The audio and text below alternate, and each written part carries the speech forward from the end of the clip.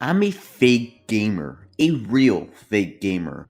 I have lived years of life, but still, I haven't even beat a single Zelda game. But trust me, I have tried. I've started every 3D Zelda game except for Skyward Sword, and I've dabbled in the 2D games. But no, I just kept being a dumbass! Or was I? Am I really missing out on this franchise, or is it just really not my thing? Let's find out. It's Nintendo Space World 2000, and Nintendo shows a bunch of GameCube tech demos. They showed off this weird Pokemon tech demo, early versions of Luigi's Mansion and Metroid Prime, and even the famous Mario 28. But they also showed off this Zelda tech demo, and it was what fans wanted. A more realistic and mature Zelda game. Because, hey, that kinda looks cool. And that's what the fans wanted, so they were quite excited for the full reveal of this game.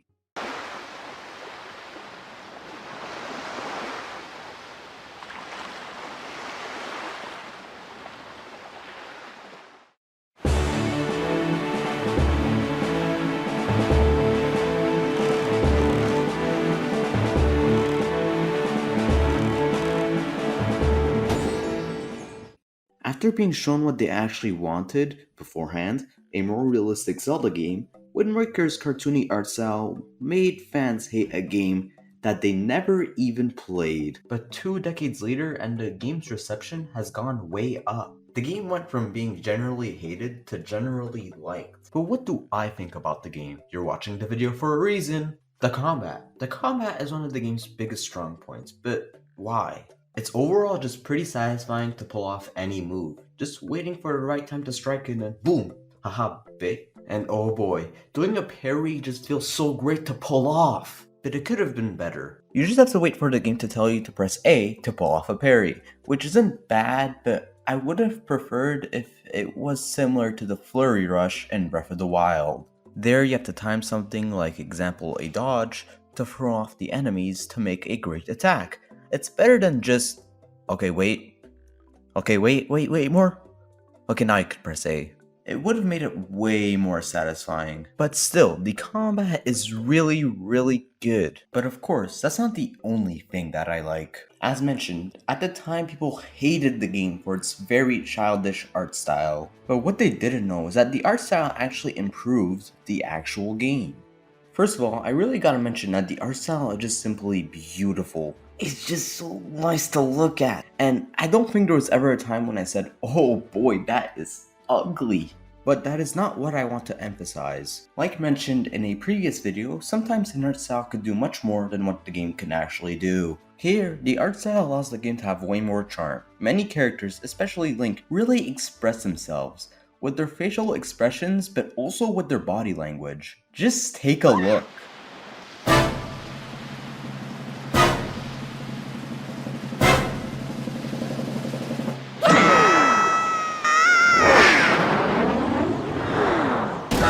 But now it is time to complain. But just wait till I land. Many hours later. Oh, finally!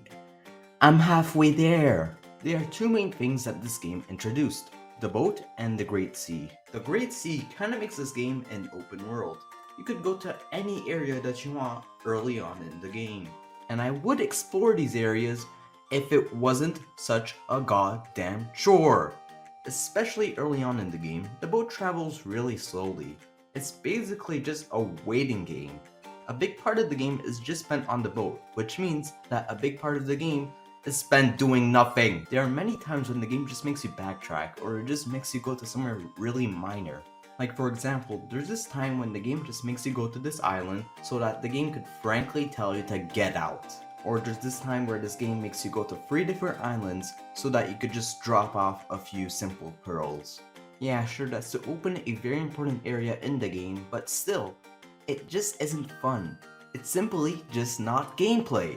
And what's bad is that there's barely anything to do while you're on the goddamn boat.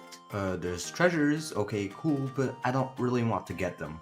There are a few enemies, I guess, but they're barely even an annoyance. The sailing is quite boring, to put it kindly. So, I have a few ways to make it better. So you know how in Breath of the Wild when you went on a Sheikah Tower or a shrine, it would just register a warp point automatically? Well, I'm gonna copy that. When you arrive at an island like Windfall or Outset Island, it would just register a warp point automatically. There is technically something like this in the game, but the way how you get it is kind of BS. So you need to get an item which you get in the third dungeon, and then you need to find this frog and just hit him with the bow, which one, how would you know how to do that? And two, you get the bow halfway through the game. The thing I suggest is there since the beginning of the game and will really help with the game's constant backtracking. And my other recommendation is something that I have also stolen from Breath of the Wild. So you know the horse combat in Breath of the Wild? Well,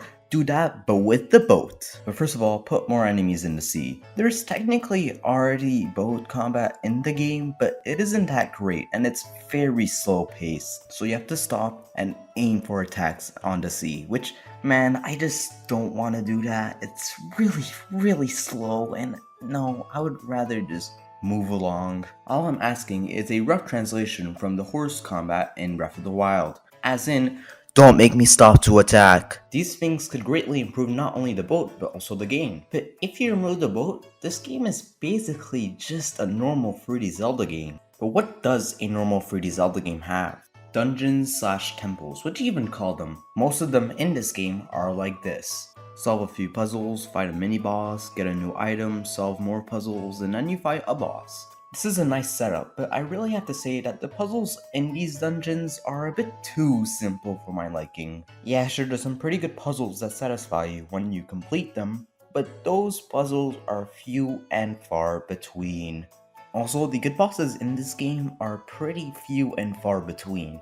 With the exception of Malgera, I would say that all the bosses are just okay. And honestly, I feel like the only reason why I say that is because of the boss's great music.